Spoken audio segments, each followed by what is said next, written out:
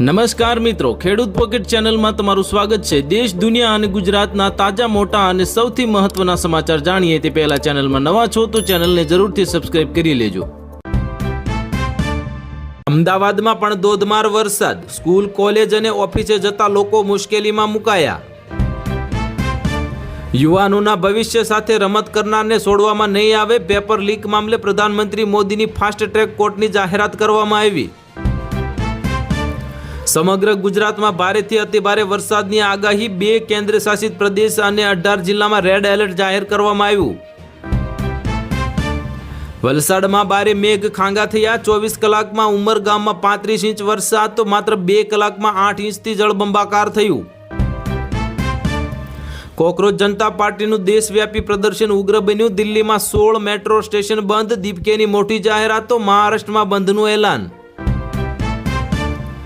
ગુજરાતના અનેક જિલ્લામાં આગામી 5 દિવસ ગાજવીજ સાથે ભારેથી અતિભારે વરસાદનું એલર્ટ, હવામાન વિભાગની મોટી આગાહી। પ્રધાનમંત્રી આવાસના ઘેરાવ મુદ્દે અનેક રાજ્યોમાં ભાજપ કોંગ્રેસ કાર્યકર્તાઓ વચ્ચે મારામારી થઈ, ઉગ્ર વિરોધ કરવામાં આવ્યો। 23 થી 28 જુલાઈ દેશભરમાં અતિભારે વરસાદની આગાહી જાહેર, હવામાન વિભાગનું 27 રાજ્યોમાં એલર્ટ જાહેર કરવામાં આવ્યું। નીટ પેપર લીક વિવાદમાં અન્ના હજારેની એન્ટ્રી થઈ, પ્રધાનમંત્રી મોદીને પત્ર લખીને આપી મોટી ચેતવણી। બંગાળ વિધાનસભામાં મોટો હોબાળો મચ્યો, ગૃહમાંથી તૃણમૂલ કોંગ્રેસના ધારાસભ્યને ટીંગાટોળી કરીને બહાર લઈ ગયા માર્શલ। વિદ્યાર્થીઓને ભડકાવ્યા, સંસદમાં ચર્ચાથી ભાગ્યા, જંતર મંતર વિવાદ મામલે રાજનાથસિંહના વિપક્ષ પર પ્રહાર કરવામાં આવ્યા। અયોધ્યા રામ મંદિર ટ્રસ્ટની મહત્વની બેઠક, 5 સંતોને જવાબદારી સોંપવા સહિત લેવાયા અનેક મોટા નિર્ણયો। જંતર મંતર લાઠીચાર્જ કેસ મામલે દિલ્હી હાઈકોર્ટ લાલઘુમ થઈ, કેન્દ્ર અને પોલીસને નોટિસ આપી। આખરે સોનમ વાંગચુકે ભૂખ હડતાલ સમાપ્ત કરવાની તૈયારી દર્શાવી, કેન્દ્ર સરકારને લખ્યો પત્ર। કૈલાસ માનસરોવરમાં ડૂબકીની જગ્યાએ 1 ડોલ પાણી લઈને કેમ સ્નાન કરે છે શ્રદ્ધાળુઓ, ચીનનો નિયમ પણ બન્યો નડતર। સાદા કપડાં નહીં ચાલે, ફરજિયાત યુનિફોર્મ પહેરો, જંતર મંતર પર ડ્યુટી કરતા જવાનોને દિલ્હી પોલીસનો આદેશ। એનડીએમાં સામેલ થવાની ચર્ચા વચ્ચે શરદ પવાર અને સુપ્રિયાની પ્રધાનમંત્રી મોદી સાથે મુલાકાતથી તર્ક વિતર્ક। રામ મંદિરના દાન ચોરી બાદ મોટી કાર્યવાહી કરવામાં આવી, ગણતરી કરનારા જૂના સ્ટાફના 36 સભ્યોની હકાલપટ્ટી કરવામાં આવી। વિપક્ષ નેતા રાહુલ ગાંધીએ સરકાર સામે રાખી 3 માંગ, પ્રેસ કોન્ફરન્સમાં કહ્યું કે શિક્ષણ વ્યવસ્થામાં ગંભીર ખામીઓ છે। આસામમાં પૂરને કારણે હાહાકાર મચ્યો, 24 કલાકમાં 21 લોકોના મોત તો 5.64 લાખ લોકો પ્રભાવિત થયા। અમદાવાદ એલિસ બ્રિજ નીચે સેફટી નેટને બદલે સાદું કપડું, વાહન ચાલકો માટે જીવનું જોખમ। અમદાવાદમાં વરસાદી માહોલ જામ્યો, વહેલી સવારથી ધોધમાર વરસાદથી ઠેર ઠેર પાણી ભરાયા। ગુજરાતમાં એક સાથે 4 સિસ્ટમ સક્રિય થતાં આગામી 48 કલાક અત્યંત ભારે વરસાદની આગાહી જાહેર કરવામાં આવી। દેશમાં ચોમાસું, આગામી 10 કલાકમાં ગુજરાત સહિત 11 રાજ્યોમાં મુશળધાર વરસાદનું એલર્ટ તો આઈએમડીની નવી ચેતવણી। વિદ્યાર્થીઓના હિતમાં કેન્દ્ર સરકારનો મોટો નિર્ણય, પેપર લીક કાંડના ઝડપી નિકાલ અને ન્યાય માટે રચાશે fast track court. Surat, Valsad, નવસારીમાં રેડ એલર્ટ જાહેર, સીએમ ભૂપેન્દ્ર પટેલે તાત્કાલિક બોલાવી બેઠક તો રાહત પહોંચાડવા અપાઈ સૂચના। પ્રદર્શન વચ્ચે કોકરોચ જનતા પાર્ટીની મોટી જાહેરાત, જ્યાં સુધી 4 શરતો નહીં સંતોષાય ત્યાં સુધી ચાલુ રહેશે આંદોલન। આજે મહારાષ્ટ્ર બંધનું એલાન કરવામાં આવ્યું, વિદ્યાર્થી આંદોલનના બહાને મહાવિકાસ આઘાડી એકઠી થઈ, ઉદ્ધવને મળ્યો ઓક્સિજન।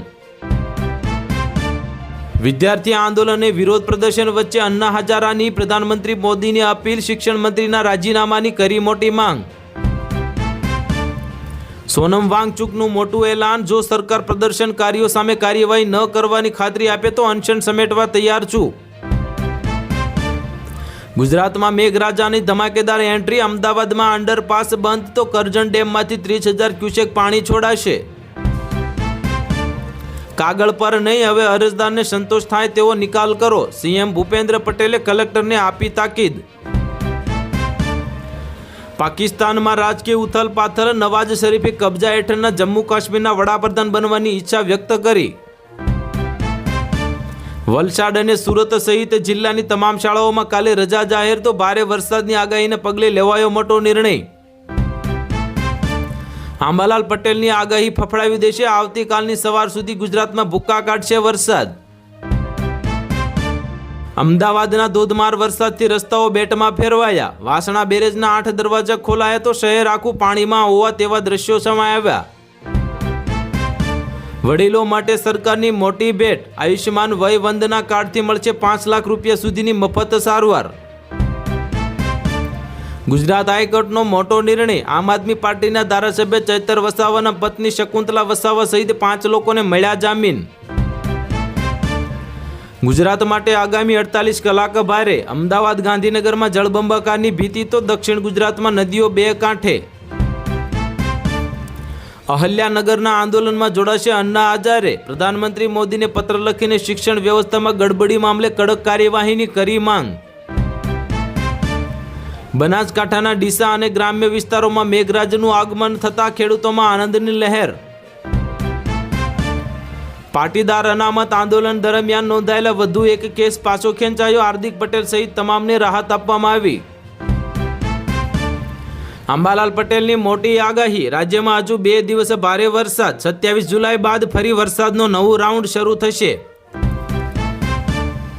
દક્ષિણ ગુજરાતમાં વરસાદે સર્જી તારાજી, સીએમએ કેન્દ્રીય ગૃહમંત્રી સાથે વાતચીત કરી અને ગુજરાતને તમામ મદદ કરવા અમિત શાહે આપી ખાતરી. અમદાવાદમાં આવતીકાલે શાળા કોલેજો રહેશે બંધ, ભારે વરસાદની આગાહીને પગલે લેવાયો મોટો નિર્ણય.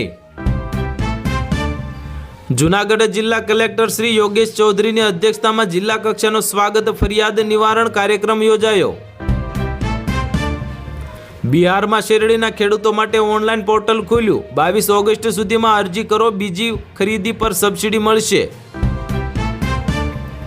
પ્રધાનમંત્રી નરેન્દ્ર મોદીની મોટી જાહેરાત, પેપર લીકના ગુનેગારોને કડક સજા આપવા માટે ફાસ્ટ ટ્રેક કોર્ટ સ્થાપવામાં આવશે.